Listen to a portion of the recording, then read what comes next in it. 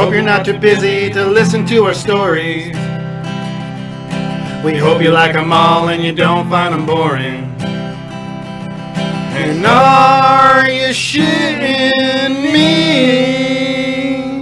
Blah! Good morning, everybody.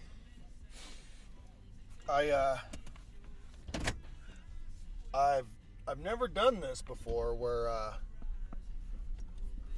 we're doing a solo episode. Jason's at work. Fortunately, can't be here. I went camping with some buddies last night up at the top of the mountain, and I woke up this morning and realized that I'd grabbed the wrong fishing pole. The fishing pole I had was set up for catfish. So I'm coming back down the mountain, and it's about an hour's drive. I figured, you know what? I got my mixer. May as well see what I can do. Well, I wanted to do, like, I have thought about this for a while. I wanted to have some clarification on some things for any of our listeners, or more or less just cover some topics that like otherwise I wouldn't be able to cover, because Jason and I, once we start talking, these subjects just fucking they just simply do not get brought up, only because Jason and I, we just kind of feed off each other verbally, and fucking nothing ever really, we don't ever cover the topics that I'd like to cover. Or no, I don't want to say that, but we certainly don't. There's certain subjects that I think that we haven't covered that I'd really like to cover, and I thought it'd be a perfect opportunity while I'm driving down the mountain solo. Got some Zach Bryan playing, and got an hour's drive, so I thought I'd record some of this. The first thing I wanted to talk about was how this whole podcast thing started, because it really wasn't. I never once thought about podcasting. I've never once thought about ever doing anything like this. And for years I've been told that I should possibly, I would be pretty good at podcasting, but I never took it too serious. One of the things that happened that affected the decision of starting a podcast was, I've got a nephew named Bobby, and Bobby is my nephew through marriage, from my wife's sister's son, and he's a huge internet guy. I mean, all kids are right now. Everybody's all about the internet. Everybody's podcasts and YouTube channels and influencers and all whatever the fuck is going on in the internet. I don't know, but he told me a lot. He's told me multiple times that he'd really enjoy if I started a YouTube channel and or a podcast of some sort. And last year, probably around this time, I was drinking and telling stories like I always do, when I'm drunk and playing my guitar. And my nephew says, and he's a smart kid. This kid's fucking brilliant. He really is one of the smartest kids. He's almost a little creepy. He's 11 years old. He's got an old soul. He has very adult conversations, which is it really throws people off, including myself. He's drugged me into some very awkward conversations in public, just because of how much he really doesn't mind talking about, the reason we have him, the reason that we have him and his older brother is because his mom passed away. And he doesn't seem to mind to bring it up to people in public, and people are weird about death. They're not trying to, at least I don't know, maybe I don't mind talking about death, but most people don't like talking about it. Bobby doesn't mind talking about it, and Bobby certainly doesn't mind talking about the fact that his father also passed away to complete strangers. So on top of just this, having this fearless conversational ability, he's also very clear-minded. So he knew, he caught me, he kind of cornered me in a way. I was drinking, and he says, make me a promise that by next year you'll start a podcast. And I shook his hand like an idiot. I was like, man, who's gonna break a promise to an orphan, So and I love the kid. I love him and his brothers dearly. Their story, which deserves a whole podcast in itself, won't be told this morning, but I did want to explain that that's part of the reason that that the podcast started. And thank you, Bobby, for pushing me to do this. The second thing that happened was, so as some of you know, I work in a copper mine, and for reasons I don't think anybody understands, in my time there, something happened. It gets very political within these organizations when there's so much money involved, and I was demoted, I guess. I don't know what the word would be, but I was put into a position that I had originally worked my way out of when I started with the company, and it's driving a haul truck. So anybody that listens to this podcast that's from Graham County, you fucking know what driving a haul truck is. For anybody that's not from Graham County that's listening to this, driving a haul truck is probably one of the most inhumane activities I've ever seen in my fucking life. You sit in a truck, and it's a 2-story house. I mean, it's a fucking huge. It's 2 times the size of Gravedigger for anybody who follows Monster Jam, and you just sit in this cab for 12 hours. They got a camera on your dashboard that literally just stares at your eyeballs, and should you close your eyes for too long or you yawn for too long, they've got this thing connected to your seat. It vibrates your whole fucking seat, and then they make a mockery of you after every shift, and they point it out.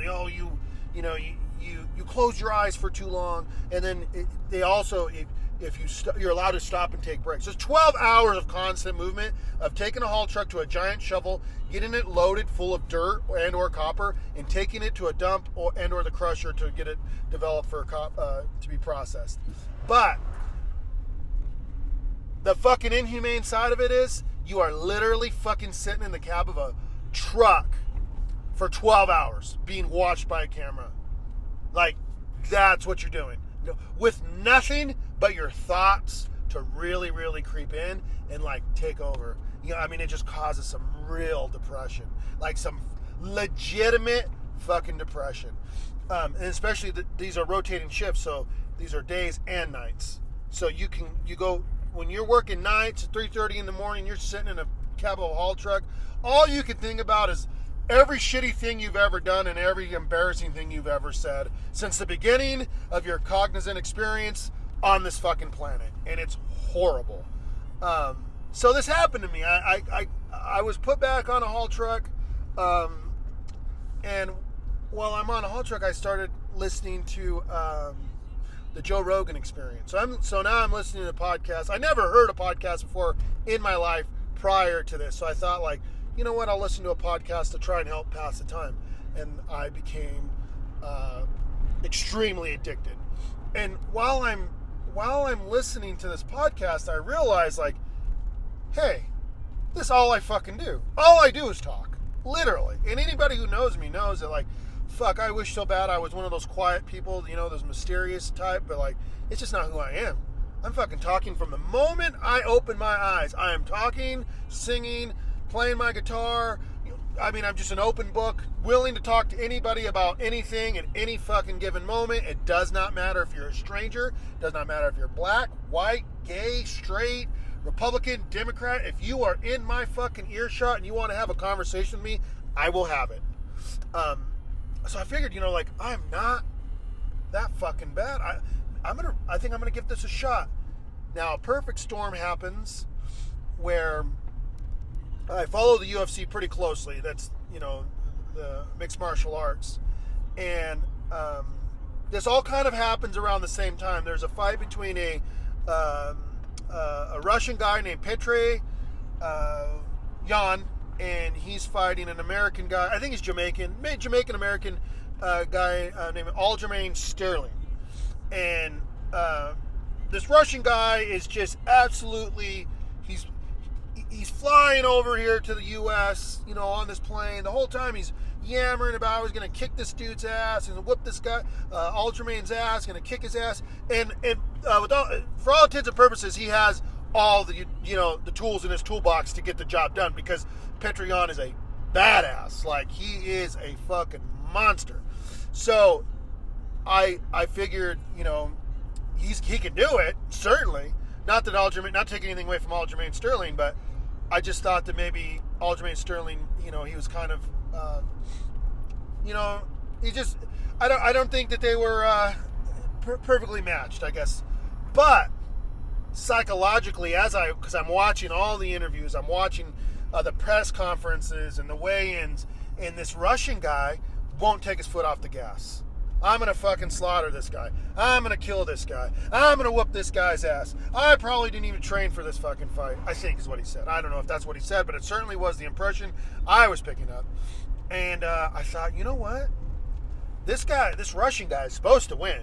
He's supposed to win. But, he's supposed to knock this Aljamain Sterling out in the first round is what a lot of people are predicting. I thought to myself, here's my opportunity to make a little money. I'm going to put $100 down, and if I win anything from this, I told my wife, I said, should I win anything from this, I'm going to buy a mixer for a podcast. And sure enough, I put $100 down, and Aljamain Sterling shocked the world and beat the Russian, and put $500 in my pocket. So I immediately went and purchased a mixer, a 2-channel mixer, which Jason and we recorded our first episode on. And it always felt like I just kind of abruptly came out of nowhere with the podcast, and I just felt like maybe my listeners, or my friends, because I was following through with the promise. I had the money to do it. I did it. And when we did it, I really thought, truly, at the bottom of my heart, thought that I'd make a few episodes for my friends and my family. We'd get a big kick out of it, and in 2 or 3 episodes, we'd be done. And it wasn't until that first episode, the craziest bar fight I was never in, we told that story. I had a fucking blast. I had a blast telling the story. I had a blast, reliving this moment in this bar fight with my friends and this crazy ass situation, and I really did become addicted to it. I became addicted to telling these stories, and the reaction I was getting also from people. A lot of people wondering, when's the next episode coming out? I really want to hear these next stories, and I did not think it would go as far as it did. And it's starting to slow down, and this is what happens in podcasting, ebbs and flows, and it's, we're not getting in as many downloads, I think. They're starting to pick back up. I don't know how any of this works. I don't know how any of it fucking works. I don't get how, some episodes get fucking hundreds of downloads, and, I didn't think the episode was that good, and then some episodes get none, and those episodes I thought were fucking amazing. So I don't know what you guys are doing. I don't know how our listeners decide what episodes are going to be hits and which ones aren't. Anyhow, we're on season 2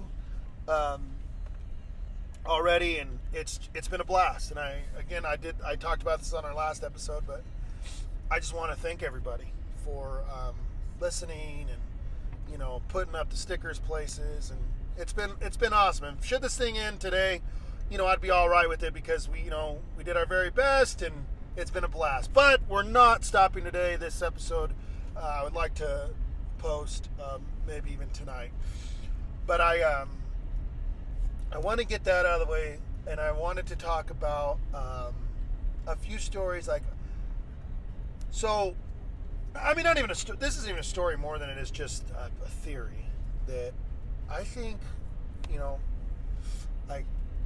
when I hear something that might even sound out of pocket or off the wall, I typically, this is my own secret, not my secret, but my own way of interpreting things is, if I hear something neat once, I kind of keep it to myself.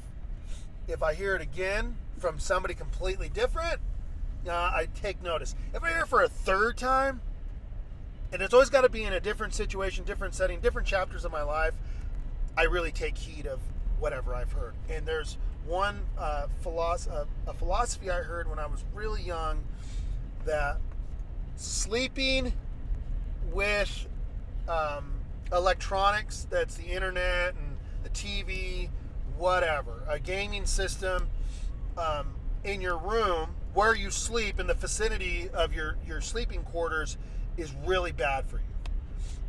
And there's a lot of reasons I've heard, because ultimately, like, sleep is wildly important for your body. It's not ever stated enough, and I don't understand, because my background and in medical, like my medical background, I guess one of my favorite things that I studied, my favorite classes was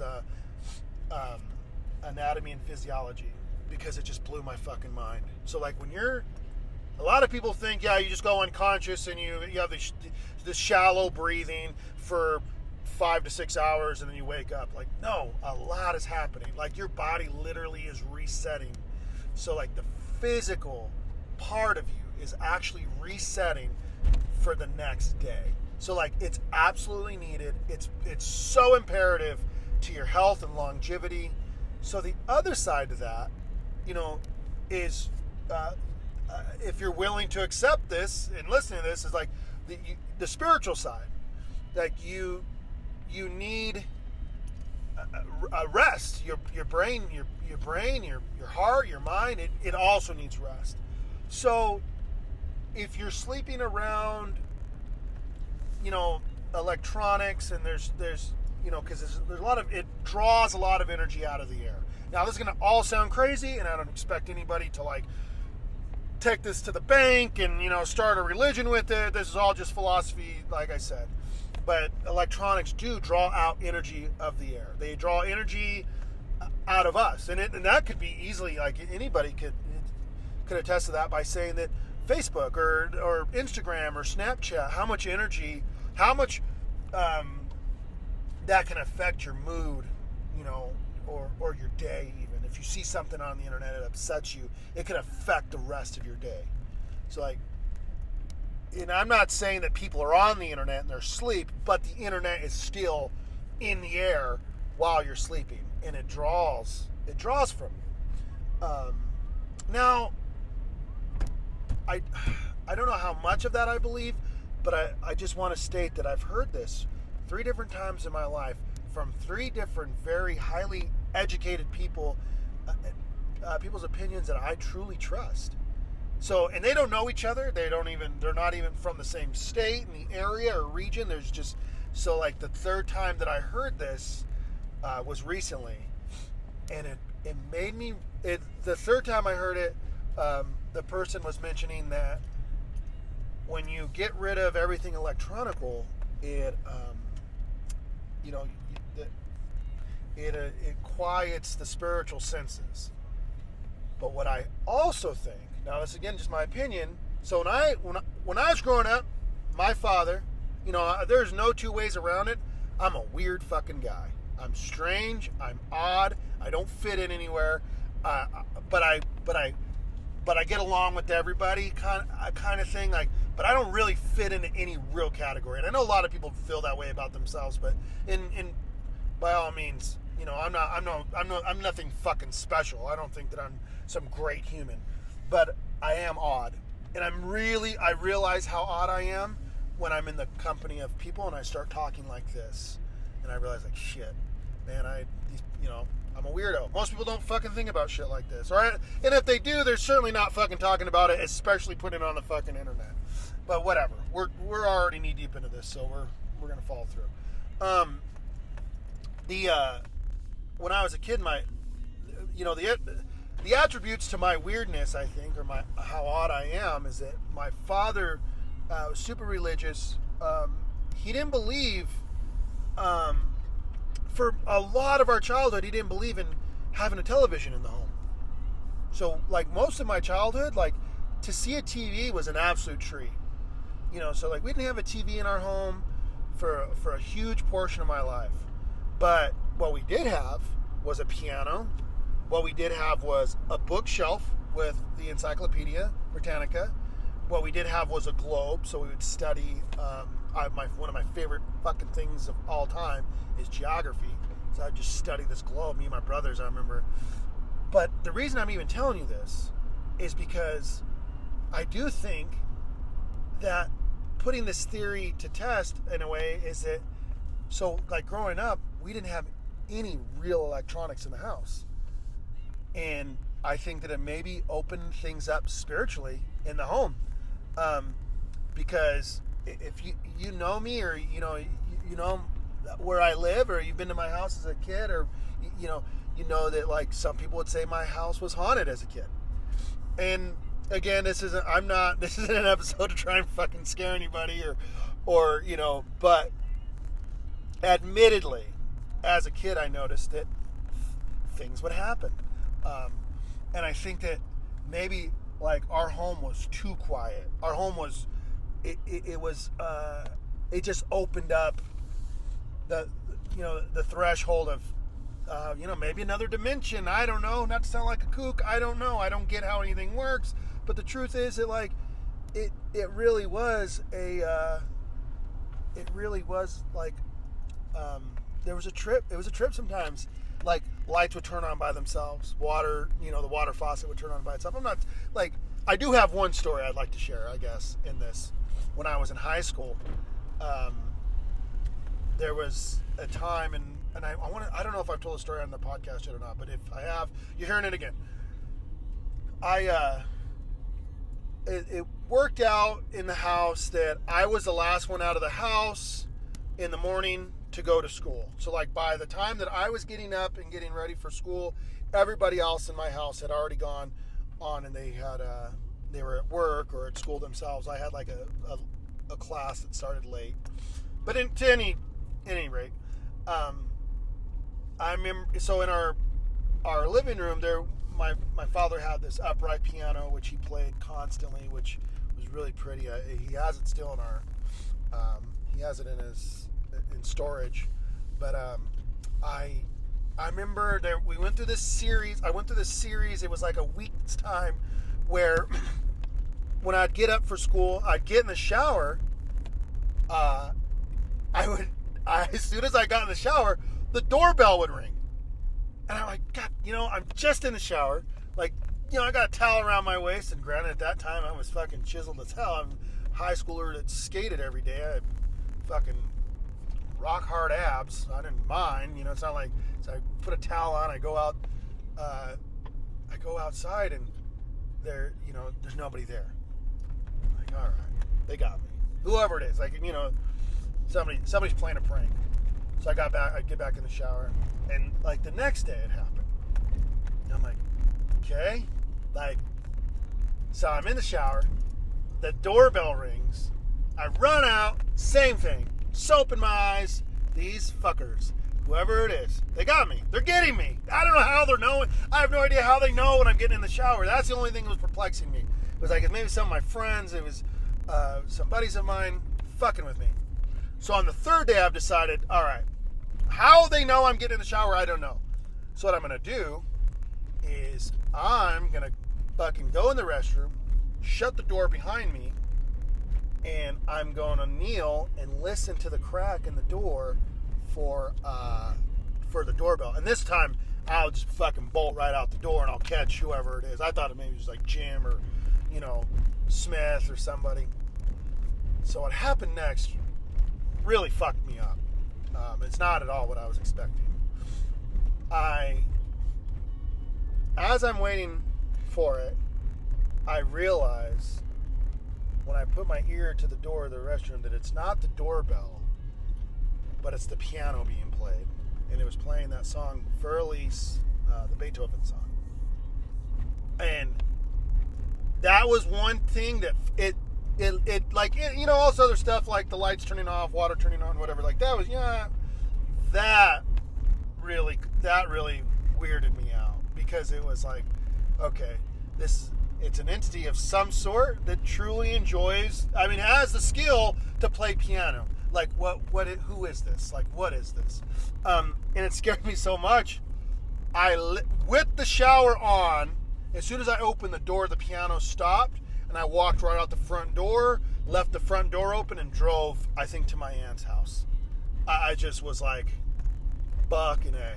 But And now is like I don't really. It's still. I think it's pretty cool now. Like as an adult, at the time I didn't think it was cool. But now at the time, like I think it's pretty rad that I was able to experience something like that. And I know, I don't get like. So I guess that's a ghost story, right? And I mean, I don't expect anybody. I wouldn't be offended if nobody believed it, or if I'm not here to try and promote ghost stories or what the hell ever.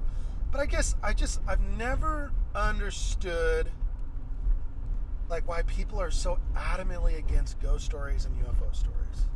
But before I get too far involved in that, carried away, so I truly do believe that having too many electronics around you while you're sleeping is bad for you. This isn't, this is not a podcast about health advice. It's just an observation I've made. And more recently, I've begun to, me and Mary begin to take the phones out of our rooms and the laptops out of the kids' room and their phones, and we're sleeping better.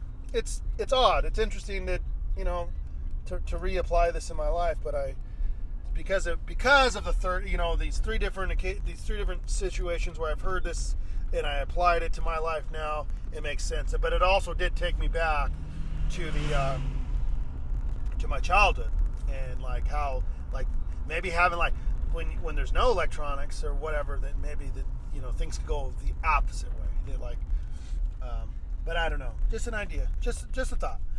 But I'm always so shocked when people are like so adamantly against UFO and ghost stories, as if they're being personally attacked, as if if they would admit that somebody's seen a ghost or a UFO, that the very fabric of their belief system would fall apart in front of their fucking eyes. And I don't get it, because I mean, there are ghost stories out there and there are UFO stories.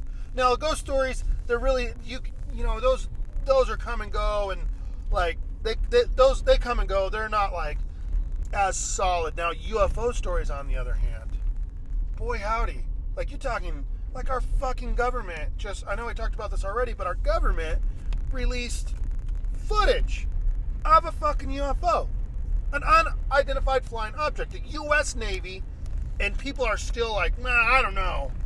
Like, what the fuck what do you need? Do you need to be abducted?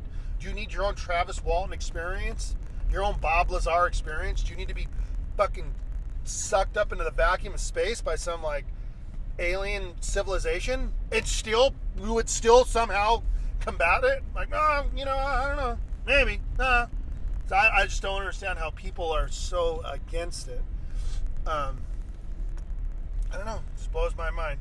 But as I was camping last night, and I was laying in the bed of my truck, because it really, like, being out in the wilderness, and you're actually able to like shut your brain off, and especially at night after everybody's going to sleep, and you can just hear the crackling of the fire, not too far away. At least that's where I was last night. I was sleeping in the bed of my pickup and listening to the fire crackle, and my brain really was just like, it was moving, man. I was able to like process some things and think about things, and I really needed it.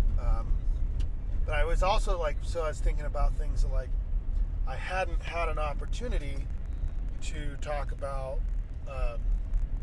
in previous episodes. But like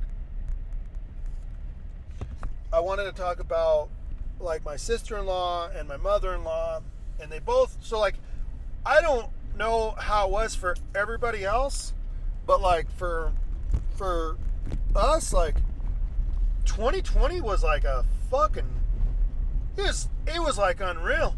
It really was like a I can't even come up with an analogy that would best describe how suffocating 2020 was for me and my family. Like, it was, when I begin to tell people, like when people ask, well, why do you have these three boys? What happened? And I'm like, well, what happened was, A, B, and C, and it starts to sound like a lie, because 2020 we lost Mary's mom, she passed away, which was devastating. And then it was 2 weeks later, we lost Mary's sister, which was also very devastating.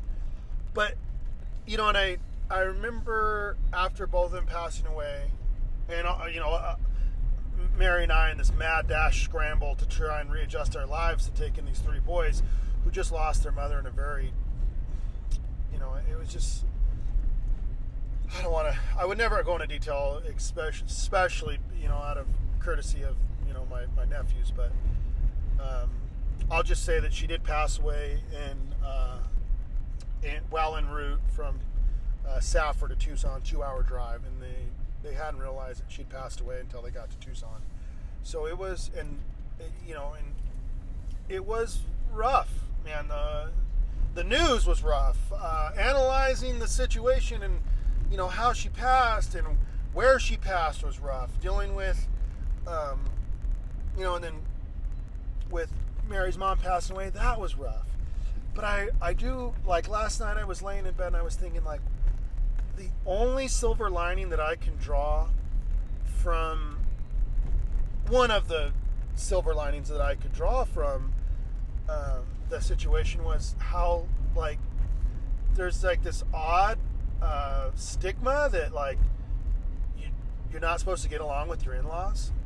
And I fucking got along with my in-laws famously. Like, I love my mother-in-law still. Like, she has got to be the most interesting human that's ever lived. She's born and raised in the south side of Chicago. Now, people from Chicago, they have a way about themselves. They got, like, they're skeptical. They're very skeptical. They don't take much at face value. They're more of the school of thought. Show me what you're talking about. I don't want to hear it. Like, if this is really what you're about, show me. If not, I don't want to fucking hear what you got to say. It doesn't mean shit to me. And, like, for me, coming from out here in Arizona, where, like, I'm in this land in this county that times forgot for the most part. Like, it was such a culture shock to be around these people who come from this hardened fucking city. And she just had, like, their survival, their resilience is, it's second to none. They're survivors. They figure it out. They just they live in these fucking frigid temperatures in this cold city with all these fucking people and, like, all these different kinds of people. Not just like fucking like in Safford where it's like, we're all basically the same kind of person. Well, in Chicago, you got, like, fucking all these different kinds of religions and, lifestyles all living on top of each other in these cold, and then, like, in the winter it's freezing, in the summer it's fucking hot and humid, and these people, it just, like, it develops them. So they develop into these people that are, they are some of the most loyal fucking people I've known. Like, my people from Chicago are some of the most loyal people, and when they're loyal to you, it's like they'll die for you. Now, if they don't know you and they got no ties to you, they give a fuck less. They're not very humanitarian, so to speak. They've seen too much. They can be jaded. But my mother-in-law, she told me I don't know if it was her or if it was Angela. That's my sister-in-law. I can't remember who told me this story, but it's one of my favorite fucking stories of all time. When her and my father-in-law separated. So Mary's mom, they're Desmonds and Kellys. They're Irish. And there are, like, some stereotypes of, like, Irish American people that are true.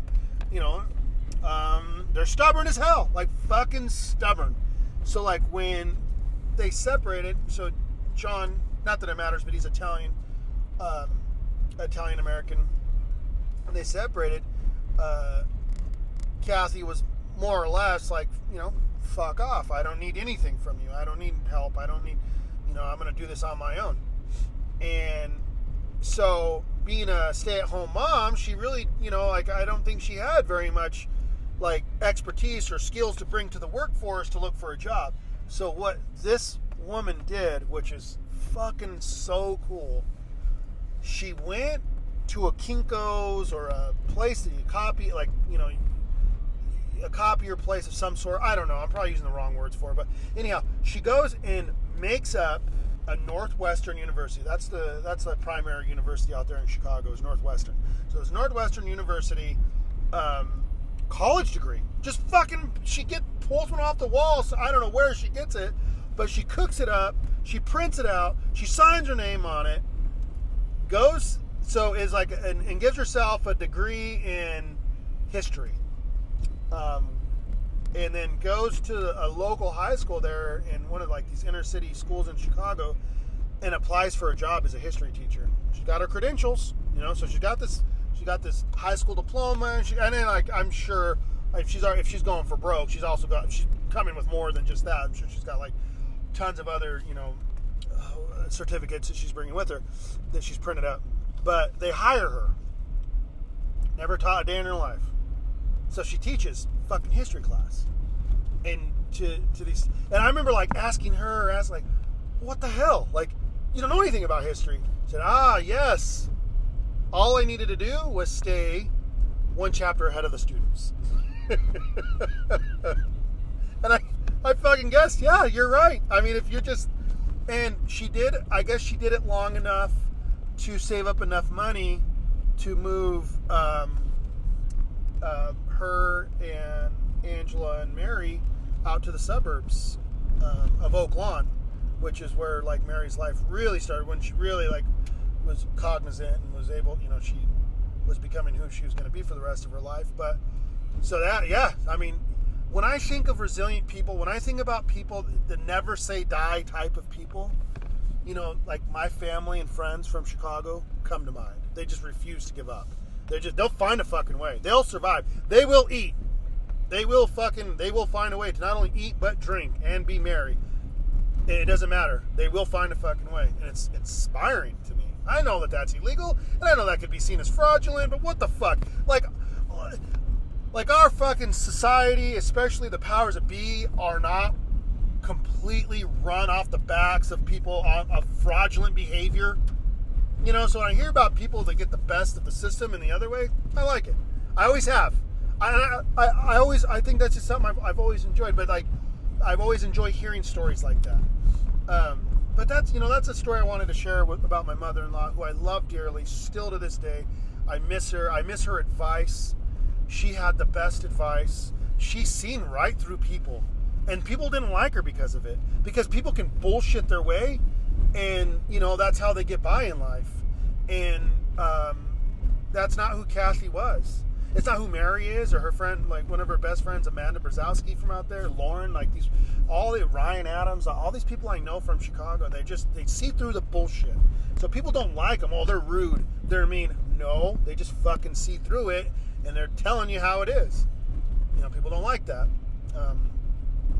And I miss, like, she'd always say flat out, if somebody come over to visit or whatever, like, that person's intentions is this, A, B, and C. And you know what? Typically, she was pretty spot on. I've only seen her wrong a couple of times. But I do miss that. I miss having that readily available advice, and her look, the way her perspective on things was always pretty spot on. And so is Angela's. So when Angela, like the story I want to tell about Angela, like my sister-in-law, whom I love dearly, still I miss her, and she and I did not get along. Like Angela and I did not fucking get along. She seen me as the reason her sister was, not so much dependent on her anymore, and I kind of took Mary away from her, and that's how she's seen it. And as I don't know, but she's a firecracker, to say the least. Very witty, very fast. She's very observational, so she would catch you in your own lies, and she'd catch you in your own fallacies and bring it up to you in arguments, and you'd just be fucking dumbfounded. She's left me fucking my, tongue hanging out of my mouth so many times. Like, well, fuck, God damn it, Angela, you're right. Fuck you.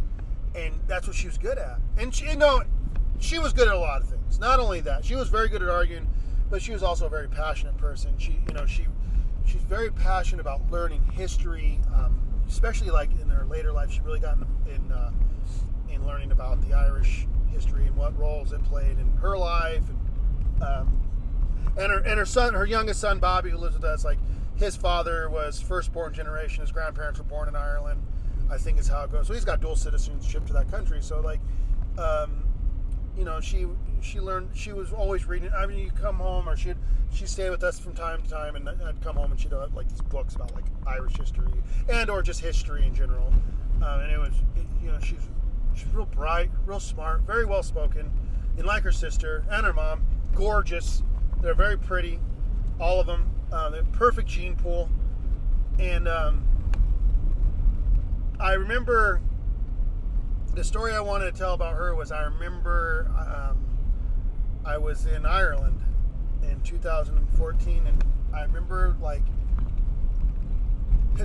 at this point in my travels I had become homesick for America, in just the U.S., in Arizona in general. Like, I just wanted to be home, and that's when I learned, like, I'm American. There's nothing that is ever going to change the fact that I'm American. I need to be here. I need to be by my mountain. I need to be by, like, this is my place. This is my people. This is my land.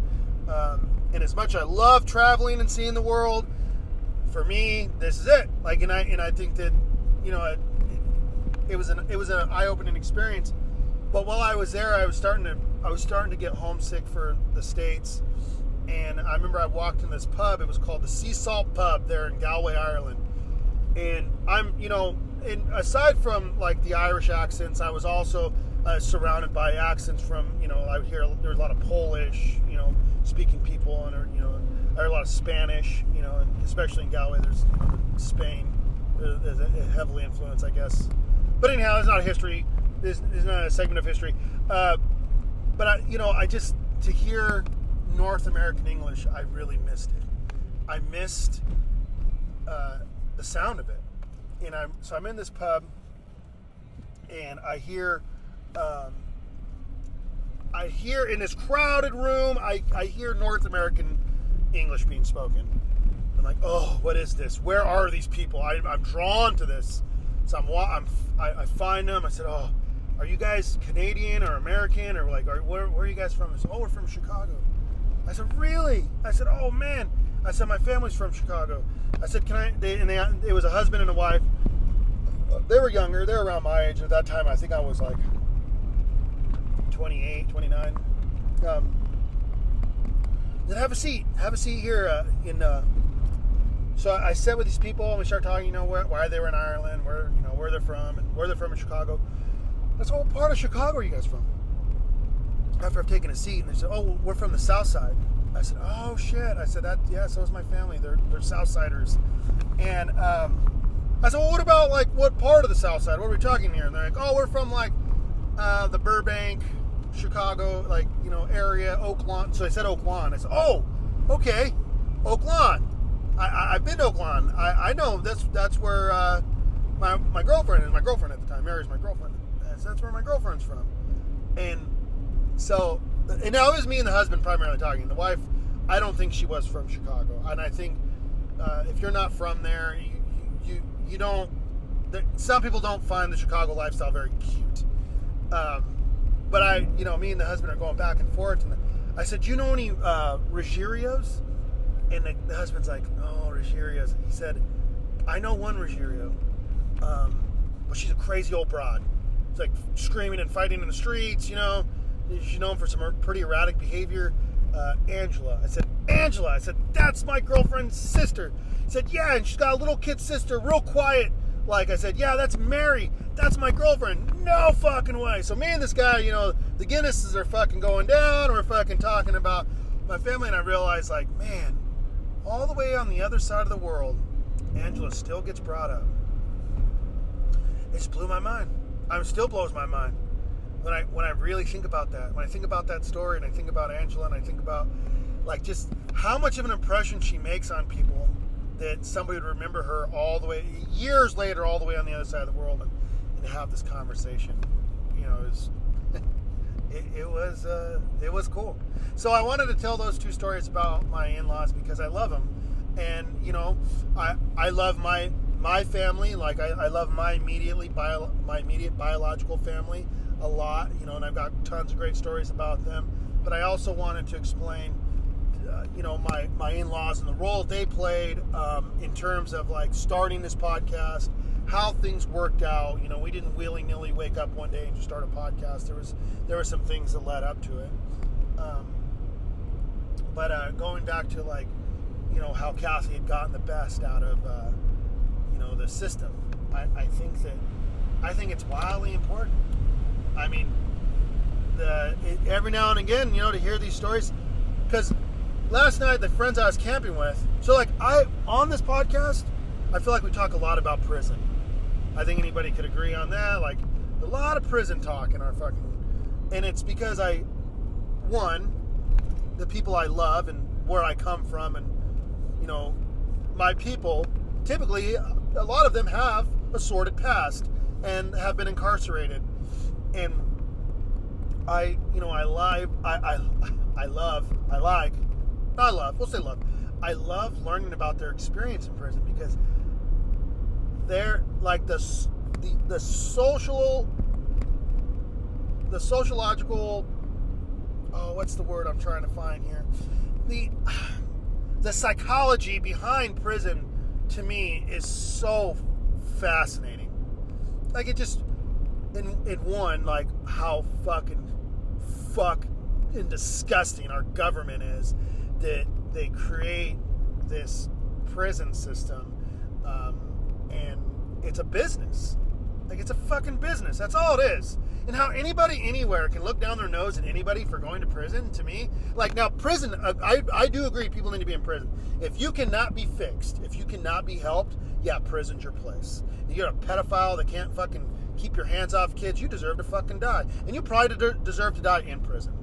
If you cannot stop stealing from people that have worked their fucking asses off to earn things, and you can't stop, like going to prison once for you wasn't enough, yes, you probably deserve to be in prison. If you murdered somebody out of cold blood, like premeditated, yes, you deserve to go to prison.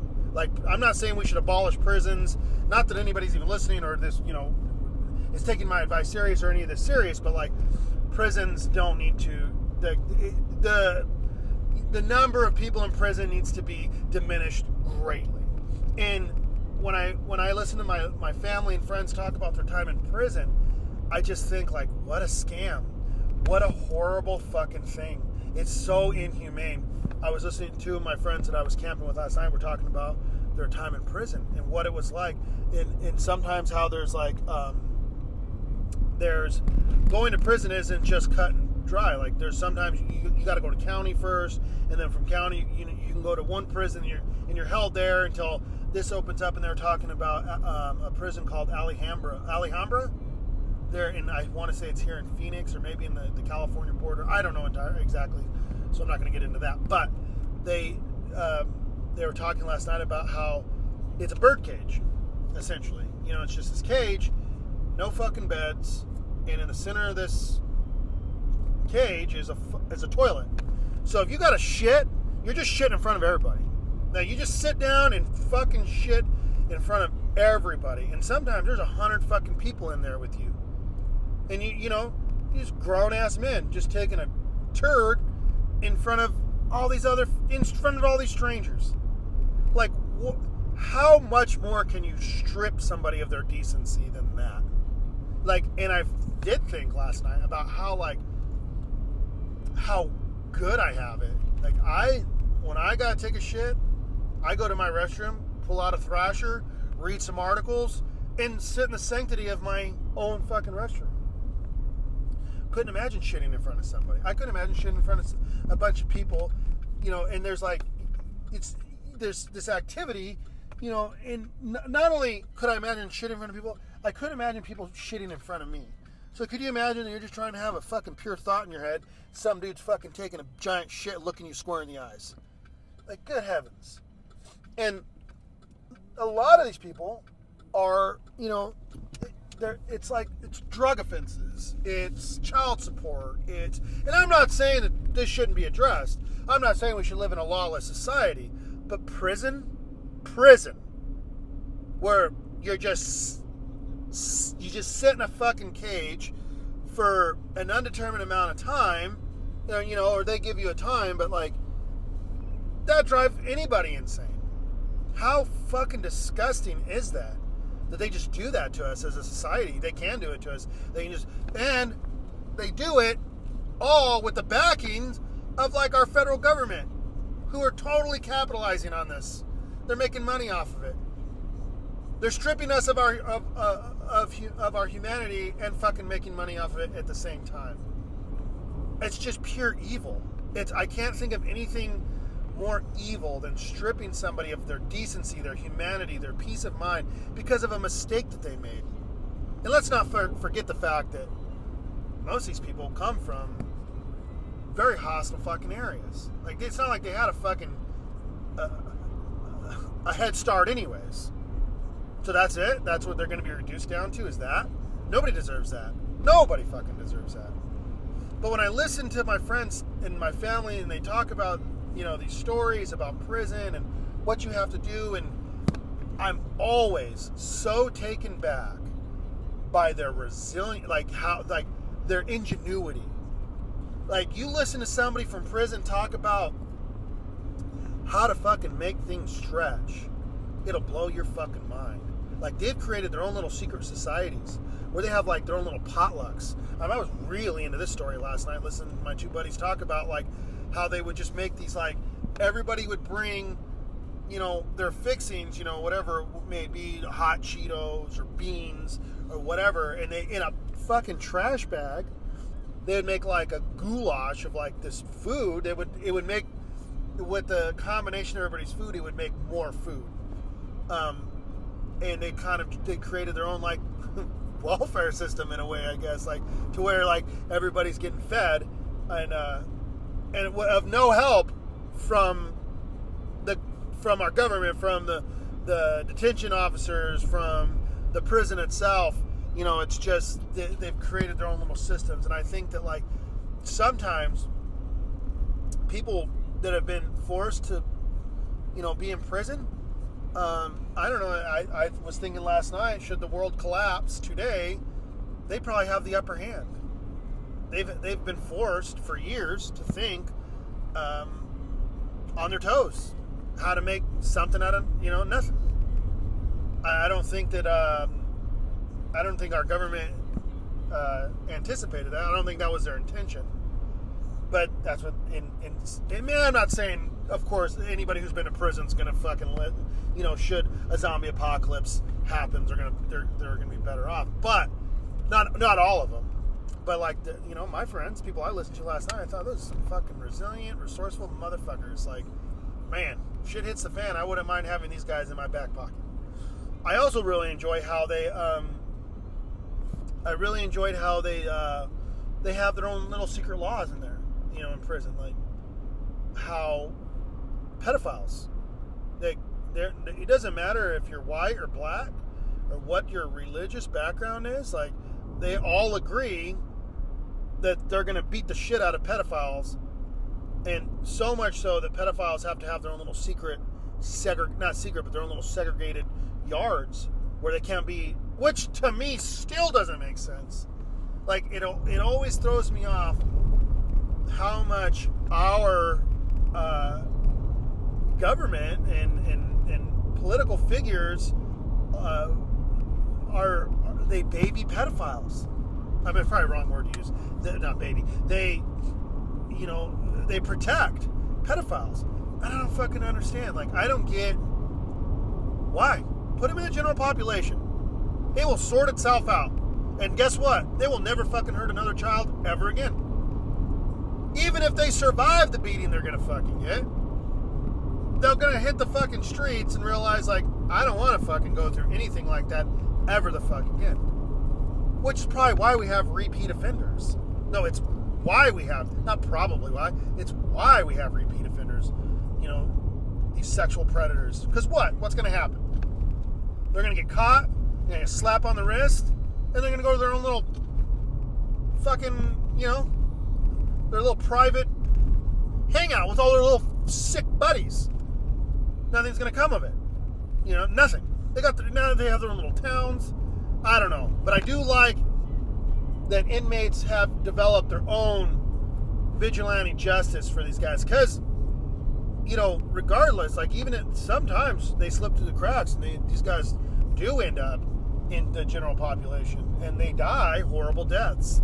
And, you know, I'm not to sound sick or anything, but like, you know, oh well, that like, if our judicial system's not going to work, then like, I guess you know, this system has, you know, it takes on a life all on its own. I didn't mean to get so caught up on that, but I really like, I really enjoy listening to my, you know, my people, my friends, and my family talk about their time being incarcerated, because it's such a problem for our society and our country. And, you know, these stories are horrible, and they're sad, and these people are forced to live like this. And, you know, for anybody who's come out and, you know, turn their life around, fucking A, like, absolutely badass in my opinion. But that's, you know, I did want to address those things for this episode. Holy shit, dude, Hulk Hogan. Man, I wish I had my fucking camera out. So right now, I'm driving. Now I'm getting closer to my house, right? I made it down the mountain, and I'm pulling into my neighborhood. A guy in a fucking 10-speed, a full fucking 10-speed, like, you know, the fucking, like, the spandex suits, the little booty shorts, and the, you know, the skin tight top that zips up with all like their, I don't know, their sponsors, I guess, or whatever the hell. They're like multicolored. That guy looked just like fucking Hulk Hogan. Ripped, shredded, with a blonde handlebar mustache, fucking roaring down the road on a 10-speed. That guy's probably doing 35 miles an hour. Holy shit, that was crazy. Anyhow, so, you guys, I'm going to wrap this up. Again, I'm always going to thank everybody for listening. I really do. And so I know I've told a few stories about my friend Tommy out there in Portland, and I don't feel like he gets enough love. So Tommy, buddy, if you're listening, I don't know if you're in Portland or Seattle, or hell, I don't know where you are, really. You're a mystery, man. I don't fucking get how you get to where you get.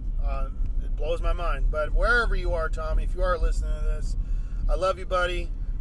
Thanks everybody for listening. I'm just pulling up to the house now. I got to get my fishing pole, and it's a wrap for me. I love you guys dearly. We'll talk to you later.